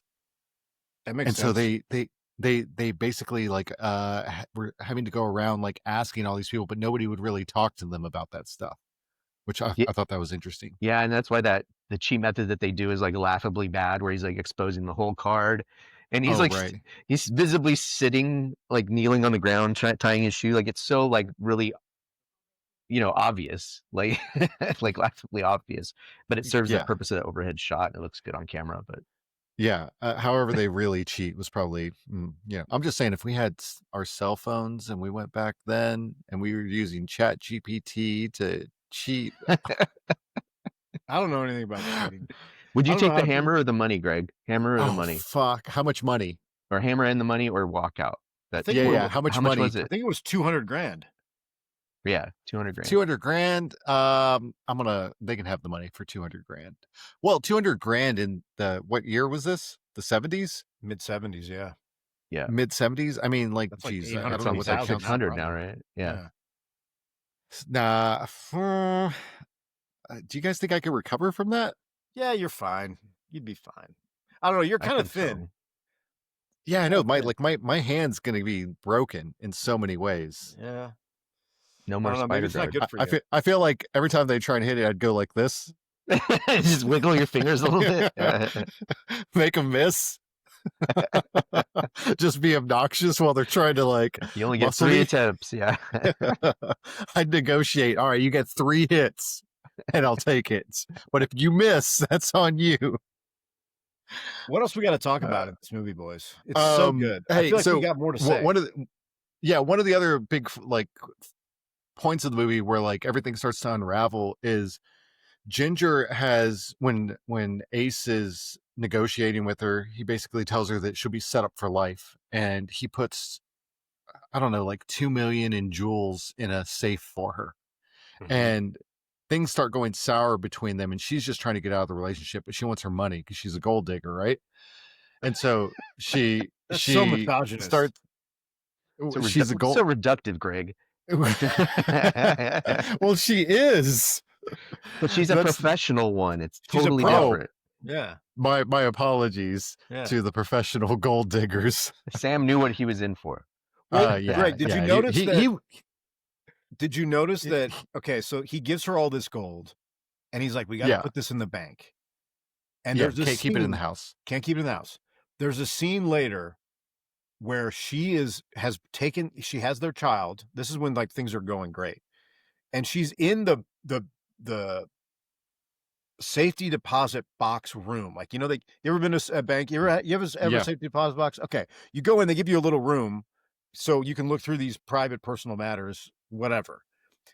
She is in there with the kid in a stroller, and she's like laying on the table, just playing with the jewelry in the room because she can't take it home. It's like this woman, to your point, she's so obsessed with this that she's like, I just want to go there and put it on, even though I can't leave my money. Yeah, exactly. I can't even leave the premises with it. It's nuts. She's like Scrooge McDucking it. Like, exactly. Like diving through the money. But just like speaking to her character's motivation, like you were saying, it's great that like she is all about the money. She's after money. Yes. And so one of the downfalls that helps, we talked about Billy Bob being part of the downfall, but then she, in an attempt to get her money, starts sleeping with Nicky Santoro. And that's, you know, Ace's best friend from childhood, and the mob bosses find out about it. And that's kind of what kicks off part of the ties, or like the bosses killing Nicky. They were like, you know, that and the firing of Ward, the dipshit cowboy. Yep. Yeah, they fire Billy Bob. And that is done so well. The way it's like this little, there's like two events that he gets yelled at for. And then the third one with the slots, he gets fired. Yep. And there's and it's crazy because there's this ongoing theme. What was it? 3 jackpots in how long? Yeah, like within like 30 minutes or something. Right. Yeah. And so because it establishes that Sam doesn't believe in long shots. He believes in the math, the metrics, yet he's committed in a relationship that's a long shot. Like, so there's this like this reoccurring theme of these long shots that he's screw so him over exact and precise. How about the blueberry scene, the blueberry muffins? Yeah, he's looking at the muffins. He's like, "How many blueberries are in this muffin?" He's like, "There's not enough blueberries." He's like, he goes to the chef. He's like, "You need to put equal amounts in both." And the guy's like, I love when he does this with his hands. Equal amounts. Equal amounts. The guy's like, "You know how long that's going to take?" He's like, "I don't care how long it's going to take." But you're right. He's so scientific and precise about this business side of his life, but his personal life is this completely haphazard, like crazy thing where he married this person who literally told him when he proposed, "I don't love you." Crazy. Yeah. We get this other scene also that we got to mention, and this is probably one of my other favorite scenes of the movie, where Nicky and Ace are no longer allowed to be around each other. There's just too much heat. Amazing. And Ace complains about Nicky bringing so much heat and makes it back up to the mob bosses. And Nicky calls him up and he says, and you know, they speak in code when they're talking on the phone. And hold on, Greg, talk about the code. The code is incredible. From now on, this is how I'm going to talk to you, whatever I call you. So I'll just leave you to figure it out. He says, he calls him up, and this is when he's going to meet the banker. He's like, "Hey, I need to meet with Mr. Cleanface." He's like, "Oh, I can't. He's all booked up." "That's okay. I'll use the side door." And it's got like the transcript underneath the subtitles of what they actually mean. The guy need a right, reservation. He's all, I'll meet you at 9 o'clock, and it says, I'll meet you at 6 o'clock in the Right. subtitles. I'll meet your reservation at your house. He's like, no, it's not good. It's not good. And that means like, oh, meet. It's great how they do it. And it's, again, Scorsese is a genius because he's like, I don't need to go into any details. All I need to do figure it out very quickly. I have a voiceover saying we had to talk in code because we knew the FBI was listening. They talk, it's subtitles, and you're like, oh, I get it. 6 means it's 9. Such a beautifully dismissive solution to that problem. Just great stuff. Just put up subtitles. Yeah. Yes, great. Great. But there's another phone call that he makes where he says, meet me 100 yards down the road in the desert. And they decide to meet out there, and you get this really cool scene of Nikki showing up, and you see like the car fly by on Ace's glasses. Yeah. It's badass. Well, De Niro's wearing these like disco shades that are like this, literally the frames are like this big. It's a canvas, so you get the slow-mo of the car and the dust, like as it zooms across. Very great shot. Incredible shot. And that scene is where because at that time there have been problems, and Andy Stone comes out to Vegas because Remo's like, Andy, go see Ace. What the fuck's going on? He doesn't get it. He gets denied his gambling license, and he does the Aces High, the TV show, which I loved. I loved that. He's like, our first guest is Frankie Avalon, and it's him like complaining and saying that he wants to debate the commissioners. So he's making this big deal out of, you guys denied me my gambling license. And this brings attention to him. And the mafia is like, hey, we don't want any attention. So he's like, Andy, go talk to him. Andy, the Teamsters guy, goes to talk to him. And he's like, Nikki, they're sitting in a car. And he's like, Nikki is like creating all these problems. He's doing all these burglaries. He's shooting people. He's beating people. He's got all these people trying to rob. He gets banned from every single casino. He's got all this stuff going on. He's like, every time his name gets mentioned, my name gets mentioned, and it's hurting the business. And that's why this follows back. Andy goes back, tells the Chicago outfit boss, Remo, hey, what's going on? Sam is talking to Nikki's boss, basically, in the car. Yes. That's when he's like, you don't go over my head, because he's trying to go over his head by talking to his boss and implied get Nikki out of the area. Exactly. Like maybe did you notice something in the desert sequence? There's a shot, like they do a cutaway, there's a huge driving shot, comes in, there's a cutaway where the car finally parks, and you see the smoke cloud from the tires all the way back, which means that every time they did this shot, they had to wait for the smoke to clear and then have them drive all the way in, come out and do the whole sequence over for multiple camera angles. It's incredible, man. It's so detail focused. I also like that he's basically threatening him, where he's like, don't you ever go over my fucking head again. You're warned. And then he takes off, and De Niro's standing there, and the dust just kicks up all this huge cloud, and De Niro just stands there. Goofy suit. Yeah. He just like lets it hit him. He's like, fuck. De Niro's at his best in this movie is when he's getting shat upon, because he's not an enforcer. He's not a heavy. So he, unlike his other characters, he has to just take it most of the time. His wife sleeps around with on him. He has to take it. He always has to just like fucking take it on the chin every single time. Yeah, he's not Jimmy Conway in Goodfellas, killing everybody and being the tough guy, right? You're right. He's like the B side. He wants to be straight, but he can't control this stuff. And he should have cut Ginger off. He doesn't. He probably should have killed Lester. Doesn't do it. Like, there's all this stuff where you're like, what is going on with this guy? He's unraveling. And then I do think they don't spend a lot of time with his daughter, but it seems like the daughter loves him and that he is a pretty good father. Like, I got the feeling that he wants to be a good parent and like cares about the kid. Like, the thing that pushes him over the edge is when Sharon Stone is like super drunk and high and ties their kid up in the room and locks her up, which he's like, I'll fucking kill you in this restaurant, which is a great scene. And he's like, it's almost like the same thing from earlier when he's like trying to get her to walk down the stairs. Oh yeah. And she like doesn't want to. He's like basically like jabbing her like she's a kid in trouble at a restaurant. Yeah. But you're right, AJ. That I think that this is a departure for his character, because if you think about this movie, or if you look at this poster, you're like, hey, this is a De Niro, Scorsese, like De Niro's in charge. Yeah, he's a mafia guy, and you're like, no, he's actually isn't. He isn't boss. In the mafia. Yeah. I'm the boss. Not the boss. He's constantly being kind of led around by his nose. Yeah. I mean, he is. And it brings out a different side of his performance, which I think is really good. I like it. Yeah, and I think that's why I get so let down when he does drift into these like Jake LaMotta kind of tendencies during the domestic fights. Because Sam's character is a cuck. He does get stepped on. Yep. So I couldn't, to see him being like physically controlling rather than manipulative controlling. Sure. It seemed to violate the intention of the character. But I feel like this is like two actors at their peak reacting with each other, and these scenes are the result of that, right?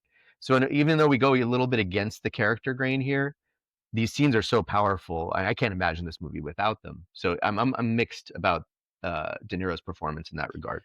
The scene, the few minutes when she is in the gold pleather suit, and they are. This is basically the end of the movie. It's pretty much the end of the movie, where she's like trying to get her money, and she drives. She comes in, drives on the lawn, and the cops show up. Car. Rams his car. Everybody's out. That scene. Hey, those were real cops. Yeah, I saw that too. They were working security, and that guy's name, his police officer's real name is Randy. Because at one point, De Niro goes, "I don't know, Randy. She's hysterical. I just can't let her in here." And she's like, "Yeah, motherfucker." She's like cursing him left and right, and then he's like, "Okay, if you guys escort her around." After that, when they're inside and it cuts to De Niro and the guy outside, dude, and he's like, "Hey, how's the family?" And he's like, "Oh, we just found out my wife's pregnant." And De Niro's like, "Oh, when he switches hands for the cigarette." Yes, congratulations, dude. That was so subtle, but it was, dude, it was great. Very cool. De Niro is and if you incredible. If you see like domestic dispute cop body cam footage stuff, which my wife loves, so I'm always hearing it in the background. That weird, like after everybody freaks out and calms down, the weird chatter small talk between the cops, and like they were trying to like kill each other, and then they're just riffing and just talking. Sure. That stuff happens in real life too. It's freaking hilarious. I think that I don't know how many cigarettes Robert De Niro smokes in this movie. It's a lot. He almost never. He either had. I think he's smoking like 90% of this movie. There's very few times where he doesn't have a lit cigarette in his hand. Always has it. Yeah. The whole movie. And I think I read something about he would hold it in a way that it always looked like the cigarette was the same length. Yeah, I think he holds it further up the cigarette, like not by the filter, like in the middle of it almost. I think I know what you're talking about. He was more aware of the continuity of the cigarette because he was like, they didn't want to do the cigarette because of the continuity issues, because of the ash is always at different lengths. So he insisted upon it, and so because of that, he saw it as part of his responsibility to be aware of the continuity of the cigarette. Yeah, that's a big little detail that's very cool. Yeah, because it would undermine a scene if everybody's all serious and there's like the ash is changing. The length of the cigarette's just going up and down nonstop. Yeah, it would be very distracting, especially upon like multiple watches. Should we talk about the cornfield scene? So, this is basically the end. Like, we get House of the Rising Sun. We talked about all the mob guys getting whacked, and we've got the dialogue of Nicky Santoro talking about everybody getting killed, and that's the point where like he's talking about me and my brother, we had to lay low, and they go out to the cornfield, and all of a sudden when he gets hit, it goes from dialogue to the movie like in the same breath. It's incredible. It's incredible. It's like he gets killed in Goodfellas, but I think this is so much better than in Goodfellas. Yeah. So interesting. This okay. Remember, he's playing an actual person, Anthony Spilotro, who died at age 48. He was murdered at age 48. Yeah. His brother was murdered along with him. Did you see how he was murdered? Yes. It wasn't the cornfield. It was like Goodfellas. It's exactly like Goodfellas. He was lured to a house in Bensonville, Chicago, which is a suburb of Chicago, on the pretense of like, hey, you're getting some sort of celebration, a promotion, and they whack him there, and they dumped him in a cornfield. But because they did that for the Tommy character in Goodfellas, they had to do something different. They can't do the same thing. This scene's pretty nuts, man. Like, it's brutal. Yeah. It's pretty fucking brutal. Yeah. They beat the shit out of these guys with aluminum bats. Well, first he beats Nicky, his younger brother, in front of him. So he has to Dominic, watch it. So he's got to watch his brother get murdered. Dominic, no, he's still breathing. No, Dominic. And the sound design of those bats just Oh, the bing, bing, bing. And it's Frank too. It's Frank Vincent, who's been his second in command, who's obviously getting some sort of promotion probably. Because he's like, you motherfucker, you've been running around. And he's like, oh, it's great, dude. He's still breathing. I love this. They used an animatronic for the body they dump in there, because they throw the body in the ground and then they start throwing dirt on him. He's like covered in blood and you can see like his mouth opening and still closing. Alive. Yeah. So what did they use for, because the disturbing part is when they roll the bodies into the grave. And that's real. I'm like, is that a stunt double? Well, yeah, but those are people. Okay, those are people rolling in when they throw him. Yeah. They throw him in and he like kind of crumples and then they drag... and the head hits the end of the pit. Yeah, that's real. They drag Pesci in, not Pesci, but a stunt double covered in like fake blood. But what Greg's talking about is when they're shoveling dirt on him. No, I know. Yeah. But what impressed me, like, because that scene, I knew it looked like an animatronic when he's breathing. It's kind of weird. But when they get dumped into the grave, that's like, it's just so awkward and like realistic looking the way they get flopped. It looked real because they use real people to like drag them in there. Yeah, which is awesome. It was. Then they buried real people. That was the crazy part. Yeah, just like gave them straws. It's evil, man. That's an incredible scene. I think that's a nice way to cap off the end of the movie. And then I think actually we get one more thing. But it's such a bait and switch because like at the beginning they set it up like all the secrets get buried in the desert. Yes. So anytime they go to the desert or they're away from the strip, you think someone's going to get offed. And then they're in a cornfield and that's when you get hit. Yeah. Yeah. The closing of Sharon Stone's character Ginger, apparently she runs off with all the money and she gets given like a hot dose of heroin and she dies. She ran off with like a bunch of bikers and pimps and lowlifes is what he calls them. And at the end, I think she had like 3,200 in mint condition coins. She had like blown through all the money. Yeah. Why the mint condition coins? Was she a collector? That's a weird thing, right? That was a weird detail, right? You know, I liked it though because it makes me think that she is like anything she could possibly like hawk or sell or anything it could you could find some value on. She'd be like, oh, like there was a hustle still on the line. Yeah, baseball cards, coins, whatever. I can turn this into some couple grand somewhere. That would have been funny if they were like, she had mint condition Emmett Smith rookie cards. Yeah. Did you guys remember that scene where they're at the dinner and the kidnapping attempt was foiled and now she's having this awkward dinner with De Niro? Yeah. And he's ranting about the money and stuff. Oh, yeah. So he does the line where he's like, so $3,000 on 3 suits or whatever. But then he has the line. Yeah. So he ad-libbed the line, "You're a pretty good actor." Yeah. And that broke Sharon Stone. Like she took that personally. She thought he was messing with her through the dialogue. So that's when she makes the angry face where it's like game on kind of thing. Awesome. Yeah. So if you watch that scene again, it's pretty crazy. You can see her. He says that line and she's smoking and her face just totally changes. Like she just gets this angry kind of seeming like it's awesome. I never knew that. That's a great piece. That's good piece of detail there. God, there's so much good stuff, guys. We didn't talk about switching the cars when Nikki. Man, like there's so many little things. There's like so many little stories, like we said in the beginning of this movie. I think that I've watched this movie. I don't even know how many times. It's one of my favorite movies and you catch new things almost every time, but it's just so well done all around. That the cover of the mouth is great. He and Frank Vincent. Yeah. AJ Riley, when he's like, who the fuck's this guy? Who's this guy? It's so good. Oh man. It's just an unbelievable movie. Because the whole film is really just about, it's a treatise on greed, essentially. Yeah. You can't have structure, you can't have order if greed's in place. If everybody's a thief and everybody's taking. I mean, one of the opening lines in the De Niro narration is, in the end, they're all greedy. Like that's one of the lines when he's explaining how it all works and all the paranoia and stuff that he has to watch. And so it's just this, just everybody can't trust everybody, everybody's stealing from everybody, and it all just falls apart. Yeah. At the end, they fucked it all up for themselves. Yeah, and they show you like how Vegas is not what it was. It's now like this Disneyland, everybody in basketball shorts and flip-flops. No one's wearing a suit. There's no high rollers in the general public. It's not like it's just very interesting that he charts really how things change, whether it's gambling and the fact that criminality was so open, and just how people interact with different parts of the world. It's totally different. I mean, think about air travel. It's just different. Mhm. All that stuff's different. Oh, right.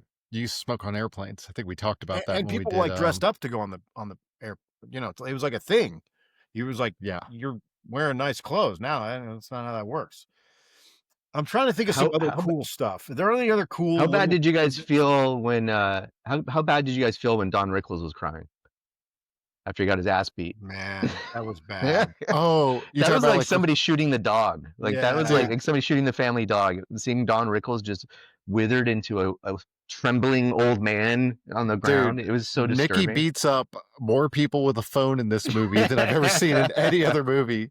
Like, he beats people up with like stationary phones. Yeah, he does. The prop department probably had a collection of stuff ready. Phone stuff.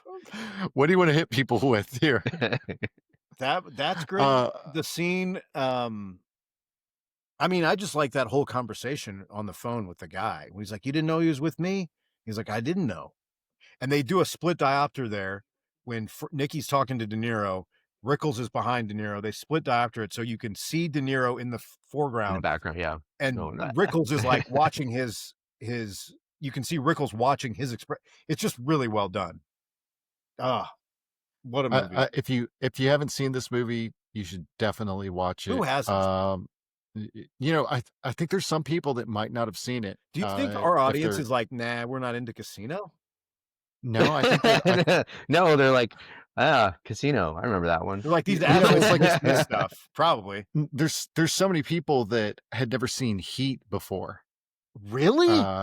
Yeah. And that one blows my mind. I mean, come on, Mark had never seen Heat before. Well, and it's just one of those things where, like, if you are just a little bit younger, you might have missed some of these movies that are really good. Yeah, and this might fall into that category for some people. I think you're right. Seen it before, because it's not. And that's why we did it, because it's not as well known as Goodfellas. You're right. Goodfellas is more popular than this, and that's what people always see, and that's what they always show. This movie isn't really great for TV because of its runtime. It's a little bit longer, so it's Goodfellas is a better fit if you want to put something on. To me, this is almost like this is a little bit like a background movie. It can be, and that's not to that is in no way to denigrate this film, because it's a masterpiece. I think because of like the vignette storyline approach, you could just kind of like have this running, because there's music in the background. It's all like cool music, the Faces, Rolling Stones, there's an ambient nature to it. Yeah, Fleetwood Mac. Like, it's a great soundtrack. The ambience of I really think there's something about this movie. Should we give our final ratings? I don't even think this fits. This. I don't even know, man. I'll go first. I think that this is a forgotten masterpiece. Solid. I agree. I don't think it's a flawed gem. I don't think the movie's flawed. There's no flaws. I don't think it's a deep cut. I just think it's a forgotten masterpiece. It's crazy that it won nothing at the Oscars. Honestly, it's insane to me. It got no technical stuff. It didn't win anything. De Niro and Pesci, neither of them are nominated. Sharon Stone got nominated, didn't win. I think at the time, wasn't it seen as this kind of self-indulgent kind of redo of Goodfellas? It was kind of dismissed in some ways. Yeah. But I think what we were talking about before, the way he plays with the structure and the form, like it is this long process montage of how Casino works, intercut with these vignettes and scene. And it's done in a way where it almost feels like a fever dream at sometimes with the way we cut, because you drop out of these montages into a scene like out of nothing. It's so masterfully done. It's in the hands of someone who's not as talented. It's a complete mess that doesn't make it would have sense. been and instead it's like the opposite. It's like a Swiss watch, perfect, like nothing, not a beat missed. I think you're right. This is a forgotten masterpiece, Greg. And to me, I don't know, Mark, what are you giving it? What's your category? I mean, like Greg said, I don't think it fits any of the other categories, but forgotten masterpiece, I think y'all are right with people not seeing it. I mean, it came out in 1995, which is now 30 years old. Quick math. 30 years. 30 years? You know, I don't even know if they're playing this on cable. I'm sure maybe they are, maybe they're not, but I think it does a great job at there's like a black and white factor between Bobby D and Joe Pesci's character where Bobby has this illusion of control where he thinks that everything in life can be controlled by like you said, mathematics, statistics, just general surveillance of planning your actions, which is why I think he chooses to marry Sharon Stone. And then you have Nikki on the other side. You have Pesci, who is the liability for everything that he touches, and he's a madman. And I personally think he carries this movie very hard. I think every scene that he's in is extremely over the top, but it's over the top in the way that it's super believable. Because you like Joe said, I think this is how the mob worked, right? It's just about greed. It's about doing what you have to do. And if I would like put myself in that situation where if I was Pesci, maybe I'm not 5'6", but if I was that kind of fucking just no nonsense type of guy, I would probably do similar things. I don't know if I'd sleep with my best friend's wife though. I thought that was fucking crazy. It was almost out of character. One of the things that I think you're hitting on that we didn't talk about, and the movie Donnie Brasco shows this really well. I've read a bunch of mafia books. This is like a lot of interest to me. The idea that all of these guys like have to earn their own way is like a real thing. And Donnie Brasco, I think, does a good job of showing it, where it's like, just because you're a part of a crew, it doesn't mean that you just go along with everybody. Like, you're responsible for bringing in money. Like, you got to kick money upstairs. You got to do jewelry heists. You got to shake down bar owners. And I think you're right. That's exactly what Nicky's doing. He's like, I got to get these dealers in here. I got to shake them down. I got to steal some jewelry. I got to have a front for my jewelry. Like, he's got all this going on all the time. That's exactly what this mafia lifestyle is like. And Goodfellas to a degree does that as well. There's like an addiction undertone throughout the movie that I feel like isn't really super touched on, but with Sharon Stone's character, she's addicted to drugs. She's addicted to the hustle. She is addicted to the grind, if you will. For sure. And that is eventually her downfall, where, even when you're addicted to love, money, and drugs, it ends up coming back and biting you in the ass, just like Vegas. You gamble, maybe you order too many drinks, maybe you go to the club and you order a $45 drink and you're just, you're losing your shit. The same thing with Pesci. He was addicted to intimidating. He was addicted to, making his way up and didn't realize that he was the smaller fish in this big pond. So I think this movie's, yeah, man, this movie's fucking incredible. It's I don't know if it's better than Heat. I think it's easier to digest than Heat, but it's great. It's really up there for me. How many stars do you give this? I give this one 5 stars. It would have to be like a 4.9, just because Heat's my 5. Easy 5. Yeah. Why can't they both be 5s? You can't. I respect that. I respect that. He's got a code. He's like, yeah, I have a code that I follow. For Getting Star Marshall, 5. 5. This 4.9. AJ, give us your final thoughts here, bro.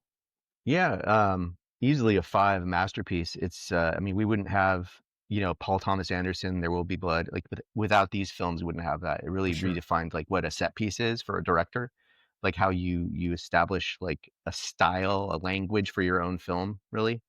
Yeah, it's just a brilliant film. And theme wise, like back to the long shot theme that is throughout the film, the reason why he doesn't die is because of a freak manufacturing issue with his car, where it's an imbalanced car, so they put more metal on the driver's side seat.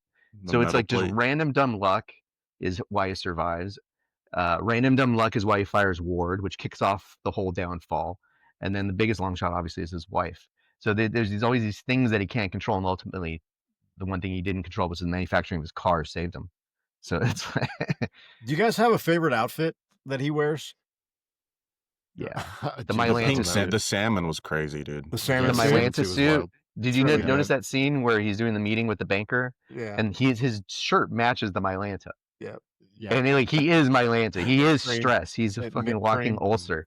Yeah. And then he gets up and he's not wearing the pants. And it's like he has to go put his facade, his armor on piece by piece to just have It's awesome. Got the sock holders up. That's great. Yeah. Greg, what else we got, bro? I think hour 45 we're right at for a movie that's almost 3 hours long. I think we did a pretty good job. Yeah. Wait, what did you rate this movie, Joe? Heavy 5. Oh, he gave it a 5 too. Oh, yeah. AJ, what did you give it? A 5. Oh, geez. Mark gave it the low score of 4.9. yeah, just super low, score. It's not a perfect film, but like the flaws that are there, like the pacing, the size of the movie, redundant scenes about the relationship that we already understand. Like I would rather have those scenes with Sharon Stone than not have them. So it's like every flaw, the over excessive narration, which is like a sin. You're not supposed to do that. It speaks to the narrative nature of like these are stories from a dead guy and one guy who has a position to protect.